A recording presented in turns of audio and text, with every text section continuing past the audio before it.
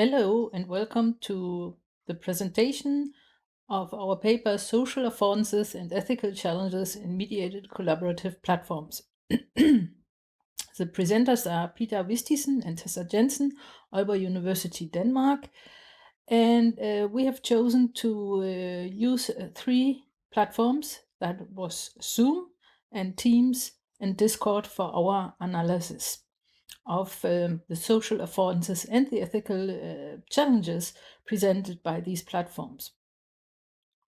What you see right now is a Zoom meeting together with three of our students who were so nice to share this so that we can show a larger audience than just Peter and myself.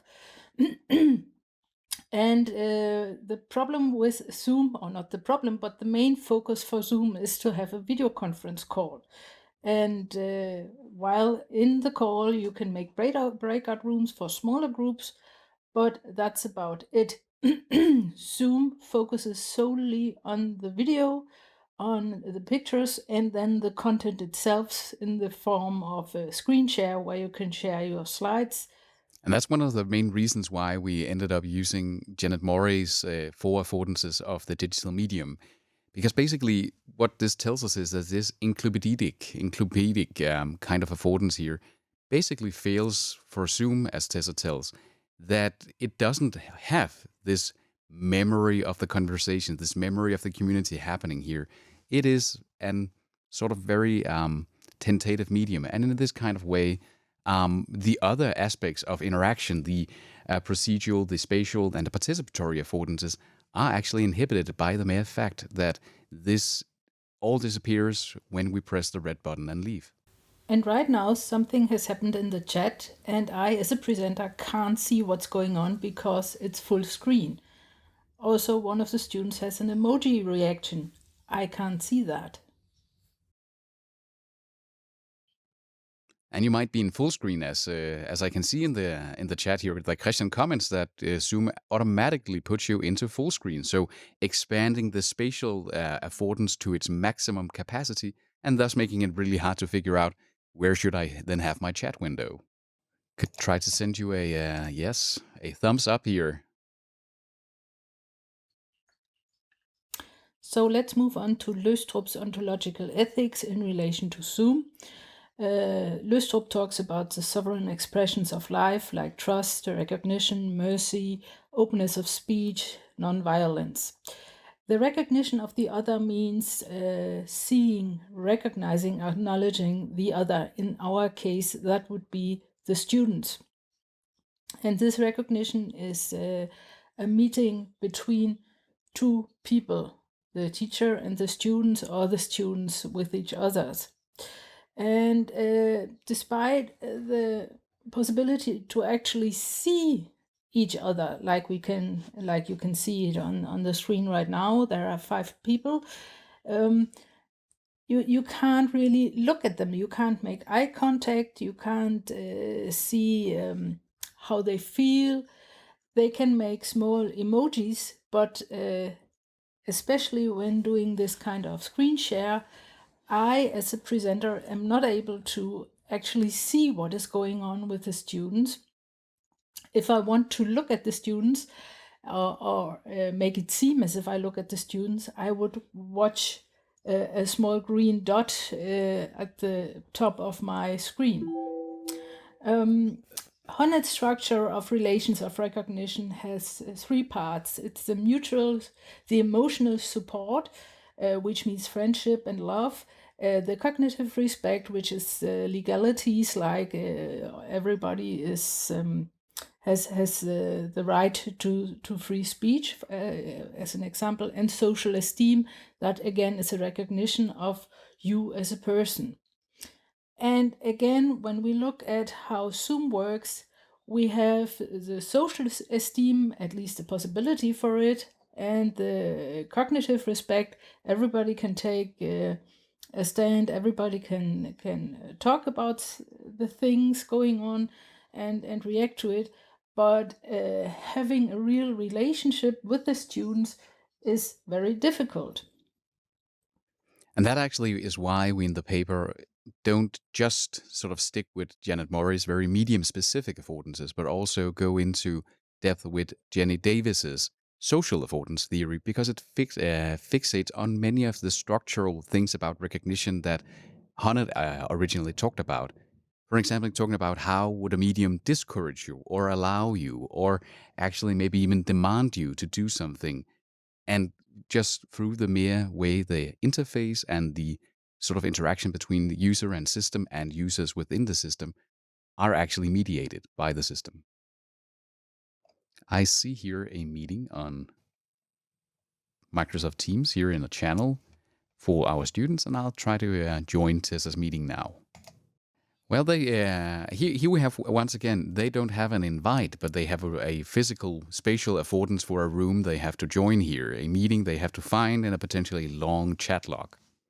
And I can see here I choose now show participants, and we can see that even though it has some kind of rudimentary, here are some people we try to encourage you to invite to the meeting, they are not affiliated in any way with this course. So again, we have a social affordance that tries one thing but actually communicates the direct opposite, that I would end up inviting teachers not related to the course, secretaries not related to the course, instead of this one student missing from our session. And we can see here that while I can see now, we can see that Peter has joined us, but I also see here that a dot up here indicated, okay, there is actually something going on in the chat. But when I click the chat, I lose the overview of the participants and vice versa. So now I'm going to share a screen, share the slides about Janet Murray's affordances. And the problem for me now as a presenter is I can't see any of the faces, I only see the slide.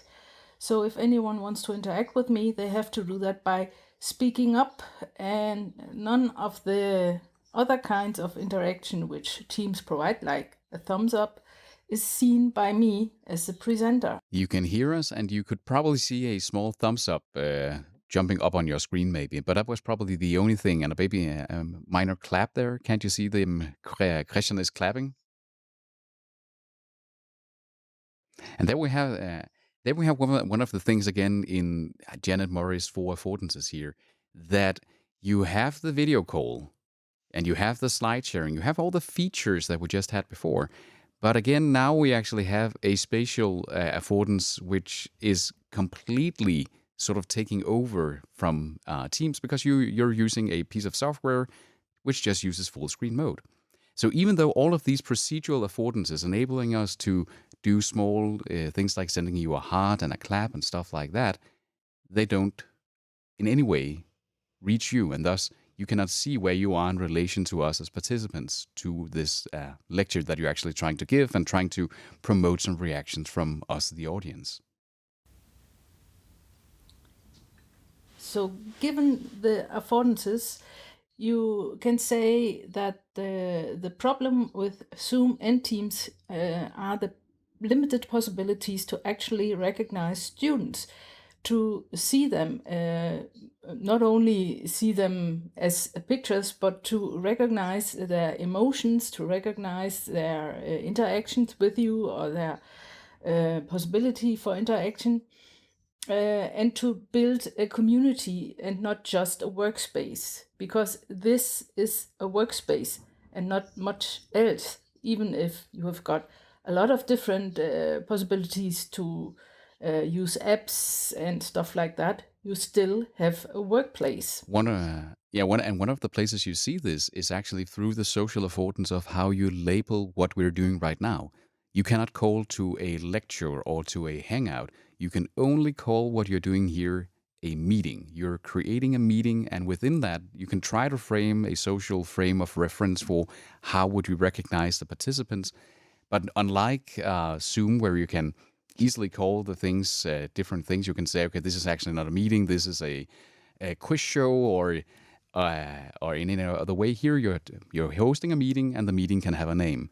And that creates this social affordance of demanding that this must be a meeting. Let's move to Discord. Yeah, This is actually a Discord server made by some students where they have arranged a series of rooms here over in the left side where you can see different, a general discussion forum, a forum for when they have some spare time, and then they have forums for their different courses, philosophy of science, product management, strategic design. Then they have group rooms, and they have group voice rooms here. And as you can see, right now we're in group 1 and we're having a meeting. And you can see when I'm speaking, there is a clear indication that I am speaking, even though that there isn't any video bars other than this video player here where I can have people float around. And here in the middle, I am having the current room that I'm in. So I can have another chat room available other than group room 1 if I wanted that. And in that way, we can always see here in the right side who are actually online and who are offline. So we can actually see who should be here or who are we missing. Should we wait for someone? Who should we actually maybe send a direct message and stuff like that? So in this way, we have a much broader way of using the spatial affordance combined with the encyclopedic affordance of always seeing what is sort of stored of information and interactions within the system. And when Tessa does that, we see here Tessa has gone live, and I can then press on her live one and see, I want to see that stream. And then thus we jump into something that looks more like the traditional sort of Zoom Teams player kind of view. Yes, you can see here what I've done now on my screen is that I have popped out this meeting. So I actually have now the entire meeting where Tessa is sharing her slides, Christian, Jonas, and Peter are participating as students, and I can have that on top of the rest of Discord. So I can see all interactions at once, basically, and thus have a better overview of both the social, the didactic, and the pedagogical sort of consequences and situations that I might have to deal with as a teacher facilitating something here on this platform. And as such, it is possible to actually see the students, to actually recognize that they are in the room or that they have potentially be in the room. The students are able to react with emojis, are able to write without me having to change screens and hopping to and from. And this makes it much easier to actually have discussions, but also to feel the mood of the community which is building here, because this place is also used as a hangout.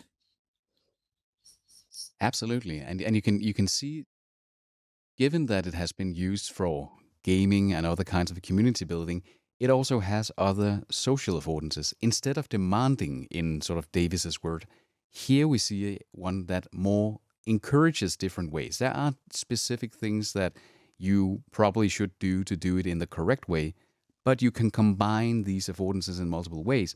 So you have what they will call an encouraging social affordance, where you can say, okay, there is other lines of actions to take if it makes sense for you. It doesn't demand you to take one kind of digital interaction each time you use the medium. So our main point is to put online communities before online learning, creating a participatory and inclusive environment for recognition and trust. That should be the social affordance of any online platform used for learning and for teaching. Our foundation in Løstrup and Honnet means that we put our main focus on understanding the importance of recognition, of seeing the other person as a person, not just as a learner, but as a student who has a life beyond this, and especially in situations like the isolation of Corona, it is important that design decisions are made to make this possible, to make the building of a community possible. And what we discuss further in the paper too is that the important part here is that the three platforms that we have now showed here in this video are actually at a feature parity level. They have more or less the same basic functionality, but it is on the social affordance of not the what, but the how these features are applied and are made available for the user that makes all the difference of why one platform feels much more at home, one feels like a workplace, and one feels like a temporary auditorium that you walk into and then leave after every action is done. See you out there.